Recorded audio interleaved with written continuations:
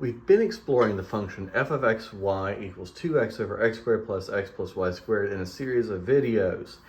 And I think it's time that we actually look at a picture of this function as we approach this problem.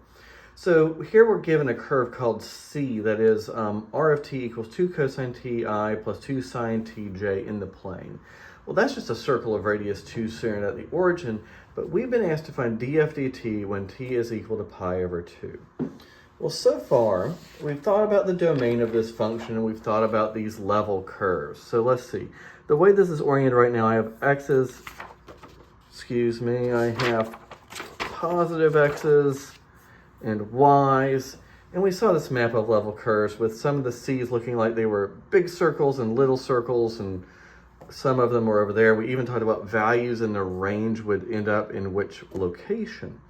What I want to do right now is I want to reorient this. So right now it's like the first quadrant in the xy planes here, the first octant would be up here. I'm going to spin it around so that we're going to be right over the first octant here. Because I want to imagine that we tip the xy plane up, the z-axis coming straight out of it, so that we can actually see what the surface looks like. And it's like, okay, well, I can imagine these circles not just living in the plane, but actually being at the correct z value. And as I tip the picture up and we see the z-axis be revealed, this is actually the surface we've been talking about. So we see our stacks of circles. I have the first octant coming out this way right here. And I see an infinitely tall like cylinder and an infinitely descending cylinder. We'll pretend I grammared that right. Oh well. And I see the spot that's not in my domain over here. That circle centered at minus 1/2, 0 with a radius of 1/2. And I see an asymptotic behavior. I can imagine that circle leading to a cylinder, and this part of the function is rising and getting closer and closer to the inside of that cylinder. The surface here, that cylinder is on the inside, and this one's approaching that asymptotic behavior from the outside of that cylinder. We took a limit in one of our videos, and we found out as we get closer to the origin, we get a limiting value of 2 right there. We see the level curve of 0 here. Circles that kind of fall into the plane and rise from here into the plane. We see all of those features. But now we're thinking about mapping the circle of radius 2 centered at the origin onto this function. Those are the x's and y's, and I plug those into my function and I get z's. And what I get is something that falls and rises around my surface.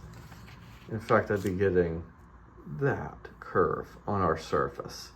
Look straight down the z-axis on it, we'd see a circle of radius 2 centered at the origin, and then we plug those x's and y's in. All right, so that's what we're asked to kind of take the derivative of, right? I plug those x's and y's into my function, I get a z. This is asking, what's the rate of change of z with respect to the independent variable t? Well, let's start this by writing a chain rule.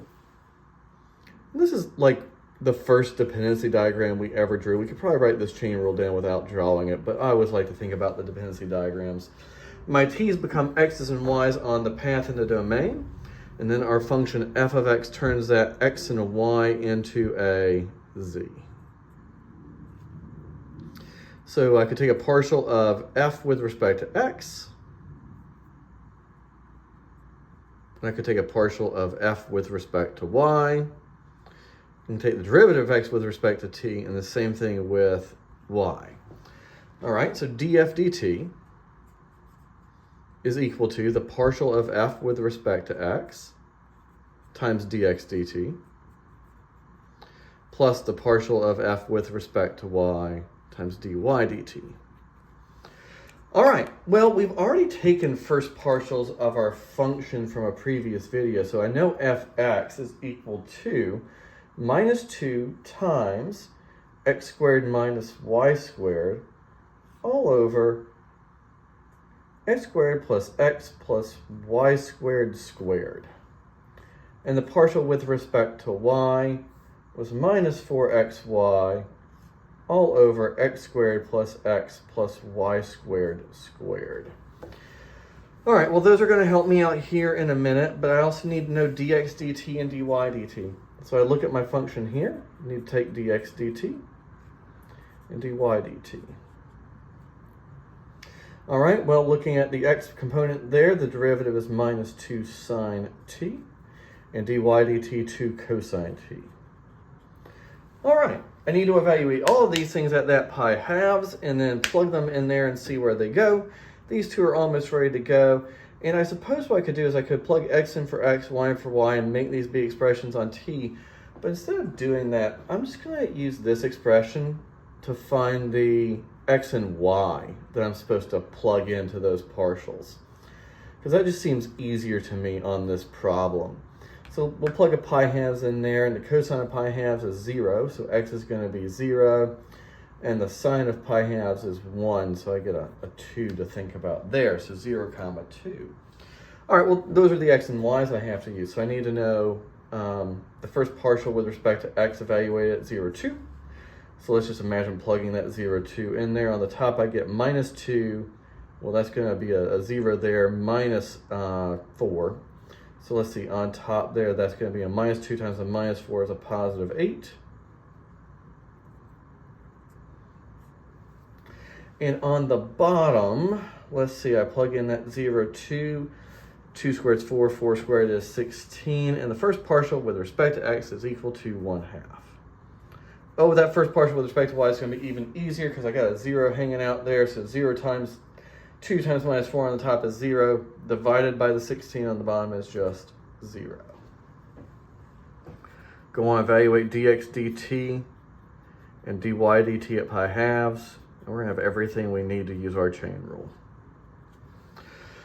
All right, so just evaluating this at pi halves. The sine of pi halves still 1. We're going to get a minus 2. Cosine pi halves still 0. Going to get out of 0. I'm ready to think about everything where it goes. So my derivative at pi halves is 1/2 times minus 2 plus 0 times 0. Then we get a minus 1. All right, well, at t equals pi halves, I'm at 0, 2, hanging out right there on the y-axis. And as we're traveling around this curve, we're going down at that moment. The z's have a rate of change that's negative, and that looks right to me. In fact, we're going down at a rate of minus 1. This is where I'd like to have units to say z units over t units. Let's just imagine z's in meters and the input variable t's in seconds. We're just dealing with velocity in meters per second. And that's it for now.